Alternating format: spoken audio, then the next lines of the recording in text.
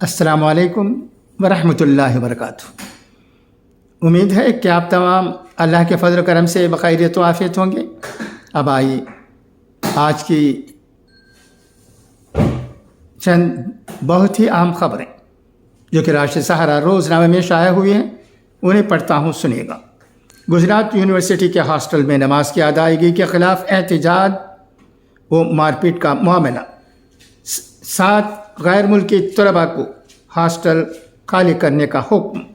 افغانستان اور زامبیا کے وفد کی وائس چانسلر سے ملاقات کے بعد کیا گیا فیصلہ۔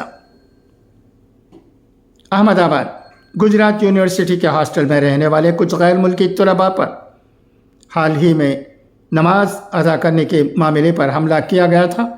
اس واقعے کے کچھ ہفتے بعد افغانستان کے 6 طلباء اور مشرقی افریقہ کے ایک طالب علم کو اپنے ہاسٹل کے کمرے خالی کرنے کے لیے کہا گیا ہے۔ افغانستان اور زامبیا کے ایک وفد نے 16 مارچ کے حملے کے چند روز بعد یونیورسٹی کا دورہ کیا تھا اور حفاظتی اقدامات پر وائس چانسلر سے ملاقات کی تھی۔ یونیورسٹی کی وائس چانسلر نیرجا گپتا نے کہا کہ افغانستان کے 6 طلباء اور مشرقی افریقہ کے ایک طالب علم کو مقررہ مدت سے زیادہ وقت رہتے دیکھا گیا، اس لیے ان لوگوں سے ہاسٹل کے کمرے خالی کرنے کو کہا گیا۔ یہ لوگ اپنی تعلیم مکمل کر چکے تھے، حالانکہ کچھ انتظامی کاموں میں تاخیر کی وجہ سے یہ لوگ سابق طلباء کی حیثیت سے ہاسٹل میں رہ رہے تھے۔ گپتا نے کہا کہ یونیورسٹی نے اس بات کو یقینی بنایا ہے کہ انہیں اب ہاسٹل میں رہنے کی ضرورت نہیں ہے، ساتھ ہی ان لوگوں نے اپنے ممالک کو واپسی کے لیے انتظامات بھی کر لیے ہیں۔ وائس چانسلر نے کہا کہ ہم نے ضروری کاغذی کارروائی مکمل کر لی ہے اور اب وہ بحفاظت اپنے ملک واپس جا سکتے ہیں۔ ہم اپنے ہاسٹل میں کوئی سابق طالب علم نہیں رکھنا چاہتے۔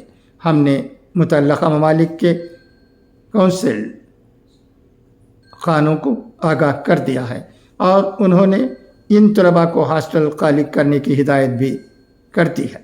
انہوں نے کہا کہ گجرات یونیورسٹی میں تقریباً 300 غیر ملکی طلباء پڑھتے ہیں۔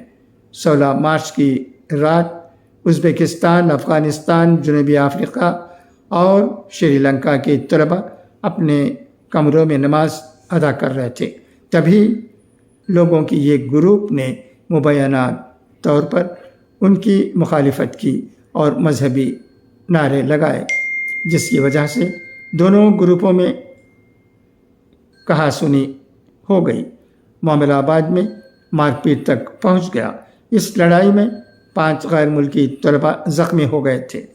یہ واقعہ گجرات یونیورسٹی کے بلاک اے میں پیش آیا، جہاں غیر ملکی طلباء رہائش پذیر ہیں۔ واقعے کے بعد سری لنکا اور تاجکستان کے 2 طلباء کو ہسپتال میں داخل کرایا گیا ہے۔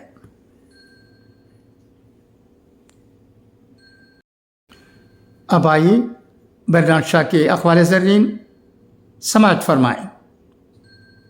اپنی صحت و تندرستی کے لیے شام کو فٹ بال، ٹینس اور پولو کھیلنے والوں،